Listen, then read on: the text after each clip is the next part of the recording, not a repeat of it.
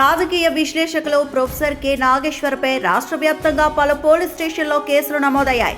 Janasena party అధినేత ఉప ముఖ్యమంత్రి పవన్ కళ్యాణ్, మంత్రి నాదెండ్ల మనోహర్, కేంద్ర మంత్రి అమిత్ షా మధ్య జరిగిన సంభాషణలపై వివాదాస్పద వ్యాఖ్యలు చేశారని, నాగేశ్వర్పై చట్టపరమైన చర్యలు తీసుకోవాలని జనసేన పార్టీ నేతలు, కార్యకర్తలు ఫిర్యాదులు చేశారు.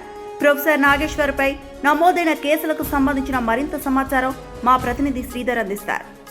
ప్రముఖ రాజకీయ విశ్లేషకులు ప్రొఫెసర్ నాగేశ్వర్పై కాకినాడ జిల్లాతో పాటు రాష్ట్ర వ్యాప్తంగా పలు పోలీస్ స్టేషన్లలో కేసులు నమోదయ్యాయి.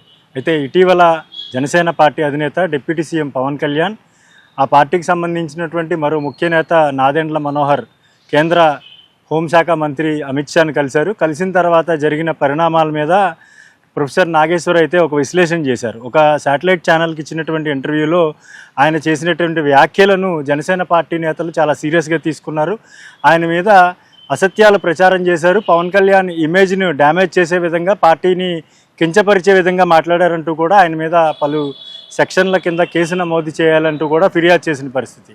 కాకినాడ రూరల్ పరిధిలో ఉన్నటువంటి కాకినాడ జిల్లాలోని సర్పవరం పోలీస్ స్టేషన్తో పాటు ఇంద్రపాలెం పోలీస్ స్టేషను, మరోవైపు మచిలీపట్నం తాలూకా పిఎస్లో కూడా జనసేన పార్టీ నేతలు ఫిర్యాదు చేశారు. ఈ ఫిర్యాదుల మీద ఇప్పటికే ఆయా పోలీస్ స్టేషన్లలో ప్రొఫెసర్ నాగేశ్వర్పై కేసులు నమోదైన పలు సెక్షన్ల కింద ఆయన మీద కేసులను కూడా నమోదు చేసిన పరిస్థితి. ప్రధానంగా అక్కడ జరిగినటువంటి ఆ పరిస్థితులు కనుక చూసుకుంటే ప్రొఫెసర్ నాగేశ్వర్ అమిత్ షాకు, మరోవైపు పవన్ కళ్యాణ్, నాదెండ్ల మనోహర్ మధ్య జరిగినటువంటి సంభాషణను వక్రీకరిస్తూ చేసినటువంటి విశ్లేషణపై ఒక శాటిలైట్ ఛానల్, మరొక శాటిలైట్ ఛానల్ మీద కూడా ఫిర్యాదు చేసిన పరిస్థితి. అంటే డైరెక్ట్గా ప్రొఫెసర్ నాగేశ్వర్ చేసినటువంటి విశ్లేషణకు సంబంధించి ఒక శాటిలైట్ ఛానల్, అందులో వచ్చిన వార్త ఆధారంగా మరొక శాటిలైట్ ఛానల్లో చేసినటువంటి ఒక కథనాన్ని కూడా దీనిపై ఫిర్యాదు చేసిన పరిస్థితి. సో దీని మీద అంటే రెండు శాటిలైట్ ఛానల్తో పాటు ఆ శాటిలైట్ ఛానల్లో పనిచేసినటువంటి జర్నలిస్టుల మీద కూడా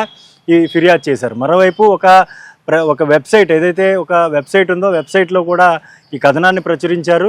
దీని మీద కూడా చర్యలు తీసుకోవాలంటూ మచిలీపట్నం తాలూకా పోలీస్ స్టేషన్లో ఫిర్యాదు చేసిన పరిస్థితి అయితే ఉంది. మొత్తంగా చూసుకుంటే ప్రొఫెసర్ నాగేశ్వర్ మీద ఒకవైపు తెలుగుదేశం పార్టీతో పాటు జనసేన పార్టీ పెద్ద ఎత్తున మండిపడుతూ ఉంది. జనసేన పార్టీ నేతలంతా కూడా పెద్ద ఎత్తున ఆయన్ని ట్రోల్ చేస్తూ ఉన్న పరిస్థితి. సోషల్ మీడియా వేదికగా నిన్న మధ్యాహ్నం నుంచి కూడా పెద్ద ఎత్తున ట్రోల్ చేస్తూ ఉన్నారు. నిన్న సాయంత్రం 7-8 దాటిన తర్వాత ఈ ఫిర్యాదులు అయితే ఇవ్వడం జరిగింది. ఈ ఫిర్యాదులు అందుకున్నటువంటి పోలీసులు పలు సెక్షన్ల కింద ఆయన మీద ఇప్పటికే కేసులు నమోదు చేశారు. మరి ఇది ఎటు దారి తీస్తుంది, దాని మీద పోలీసులు ఎటువంటి చర్యలు తీసుకుంటారు?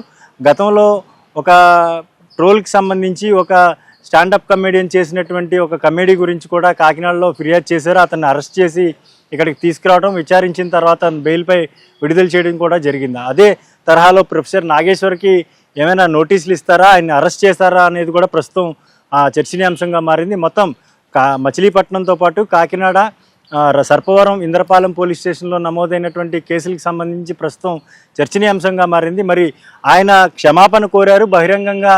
తాను చేసిన తప్పు సోర్స్ కరెక్ట్గా ఉండుంటే తాను క్షమాపణ చెప్పవలసిన అవసరం లేదు, కానీ సోర్స్ లేకపోవడం వల్ల తాను ఇలా చేశానంటూ కూడా ఆయన దానికి ఒక వివరణ ఇవ్వడం కూడా జరిగింది. మరి దీని మీద శాంతించి జనసేన పార్టీ శ్రేణులు ఒక నిర్ణయాన్ని వెనక్కి తీసుకుంటారా, లేదా మరింత దాన్ని ముందుకు తీసుకెళ్తారనేది కూడా ప్రస్తుతం హాట్ టాపిక్గా మారిన పరిస్థితి ఉంది.